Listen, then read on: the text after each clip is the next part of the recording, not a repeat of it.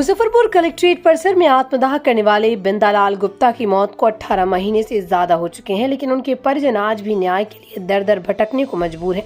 गुरुवार को मृतक के बेटे सहित परिवार के अन्य सदस्य एक बार फिर समारनाले पहुंचे और जिलाधिकारी से अपनी पीड़ा साझा करते हुए न्याय की गुहार लगाई। परिजनों का आरोप है कि आत्मदाह के बाद प्रशासन द्वारा दामोदरपुर में 3 डेसिमल जमीन आवंटित की गई, लेकिन वो जमीन विवादित निकली।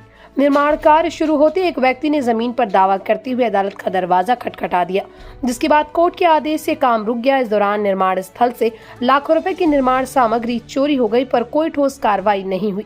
गौरतलब है कि 4 जुलाई 2024 को बिंदालाल गुप्ता ने कलेक्ट्रेट परिसर में आत्मदाह किया था। इलाज के दौरान उनकी मौत हो गई थी। परिजन आज भी न्याय की प्रतीक्षा में है।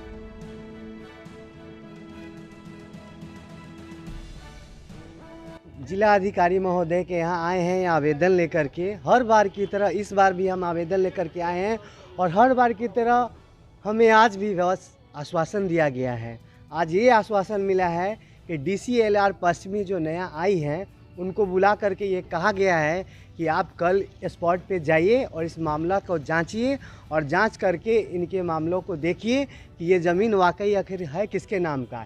एक सरकारी ज़मीन जो विगत 10 साल से एक सरकारी ज़मीन जो 7 डिसमिल का है उसको 10 लोग खरीद बिक्री कर रहे हैं। ये सरकार का ज़मीन लोग ऐसे ही बेच रहे हैं और सरकारी संपत्ति को लोग करोड़ों में खरीद रहे हैं। ये खेल आज से नहीं चल रहा है, ये खेल 1974 से चल रहा है और अभी तक वो सरकारी ज़मीन हम लोगों को भी दिया गया है। ये ज़मीन राकेश मेहता को भी दिया गया है, ये ज़मीन परवेज़ आलम को भी दिया गया है। अब एक नया दावेदार इसमें आ गया है, राम बाबू उर्फ शिवा गुप्ता।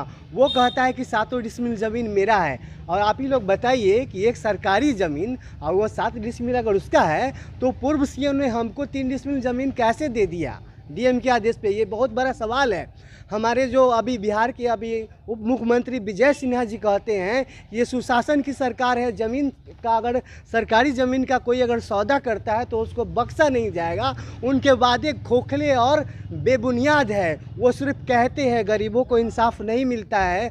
इंसाफ सिर्फ उन्हीं लोगों को मिलता है जो मंत्री और विधायक के चमचे हैं, जो उनके यहाँ ऑफिस के इर्द गिर्द घूमते हैं, जो उनके लिए काम करते हैं, जो पूंजीपति लोग हैं, जो उन लोग से साठ गांठ बनाए हैं, उन लोगों को ज़मीन मिलता है। हम जैसे गरीब, हमारे पिताजी जो बिंदालाल गुप्ता इसी जगह 4 जुलाई 2024 को आत्महत्या का प्रयास किए और उनकी 11 जुलाई को मृत्यु हो गई और तब से अभी तक 20 महीना हो गया मात्र 3 डिसमिल सरकारी ज़मीन के लिए आज भी हमारा परिवार सड़क पे है और भटक रहा है, दर दर का ठोकर खा रहा है। कभी SDM के यहाँ, कभी CO के यहाँ, कभी आपको प्रखंड विकास पदाधिकारी के यहाँ और अब DM के यहाँ। अब हम लोग की आस टूट चुकी है, हम लोग निराश हो चुके हैं। अब किसके यहाँ जाए?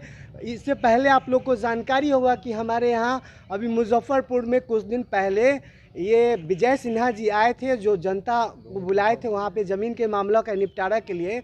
उन्होंने ये अभियान चलाया, उसमें हम लोगों को मिलने नहीं दिया गया, हमारी आवाज़ को दबा दिया गया, हमारी उस चीख को नहीं सुन पाए विजय सिन्हा जी, जो तरफ के 6 दिन हॉस्पिटल में कैसे एक अंतिम जीवन का सांस लिए थे बिंदालाल गुप्ता। अगर ऐसा ही रहा तो हम लोगों का पूरा परिवार फिर वही कार्यक्रम को दोहराएगा जो बिंदालाल गुप्ता 4 जुलाई 2024 को करके चले गए। चक्कर लगा रहे हैं हम लोग तो 20 महीने से लगा रहे हैं। इससे पहले बिंदालाल जी के साथ हम लोग 2014 से चक्कर लगा रहे हैं और लगभग 10 साल से ऊपर का अरसा हो गया।